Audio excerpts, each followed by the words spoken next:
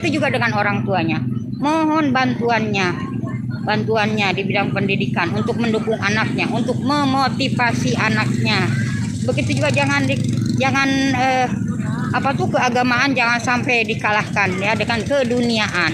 Anak kita juga harus diajak, diperhatikan, dibimbing ya. Jangan hanya istilahnya hal membaca Al-Qur'an atau Iqra atau yang lain. Kita bawa misalnya ke tempat seperti ini. Nah, kita tanamkan terhadap anak kita bahwa ini adalah ciptaan Allah Subhanahu wa taala. Misalnya yang belum paham ya teman-teman, dengan segala ciptaannya ini itu membuktikan bahwa Allah itu ada. Di mana adanya kok nggak terlihat? Yang namanya juga Tuhan, masa terlihat sama manusia? Itu untuk agama kami ya. Kalau yang lain saya kurang paham ya.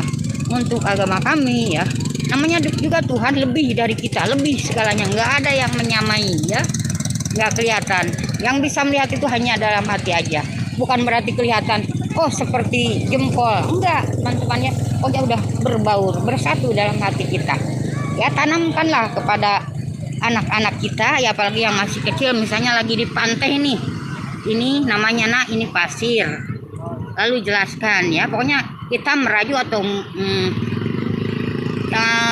pokoknya ke arah bersyukur. Ini adalah ciptaan Allah yang Maha Kuasa. Kita bisa menikmati ini bukan berarti dimakan, bisa melihat ya, bisa misalnya berpijak di sini. Inilah ciptaan Allah Subhanahu wa taala. Untuk itu kita jangan lupa bersyukur. Jangan lupa juga untuk melaksanakan kewajiban dan menjauhi larangannya. Jadi dengan misalnya ke pantai atau ke warung atau ke pasar, kalau kita ingin menjadi bukan seorang guru yang di sekolah, guru yang di rumah, guru yang sebenarnya buat anak-anak ibu ya.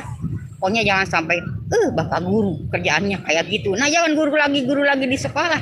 Apakah ibu-ibu, bapak-bapak nggak bisa menjadi seorang guru buat anak-anaknya? Bisa lah, itu bahkan lebih mungkin ya. Karena apa?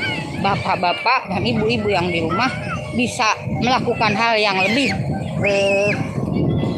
dari gurunya. Misalnya kalau guru-guru kan bisa terbatas ya, terbatas waktunya, terbatas dalam pokoknya nggak bisa berlebihan melewati. Kalau orang tuanya, ibunya misalnya, kadang-kadang kan kalau ibu yang yang galak tuh nyubit mungkin nggak akan jadi masalah karena itu ibunya. Tapi kalau bapak guru yang nyubit apalagi nempeleng, nanti dibilangnya ibu guru galak, ibu guru ini begitu gitu teman-temannya, maksud saya. Tapi mohon maaf, mudah-mudahan nggak ada guru yang seperti itu, nggak ada juga orang tua yang seperti itu. Pokoknya tanamkanlah segala macam itu ke segi pendidikannya gitu teman-teman. Kemudian misalnya ngasih uang jajan, nah itu juga bisa dikaitkan dengan pendidikan. Ini yang namanya uang. Inilah uang 10.000. Perlihatkan di situ ada nama tokoh atau tokoh siapa aja gambarnya. Nah ini angkanya itu bisa dari uang aja teman-teman. Angka itu berarti masuk ke matematika. Kemudian ada gambar pahlawannya, itu bisa ke IPS atau apanya gitu.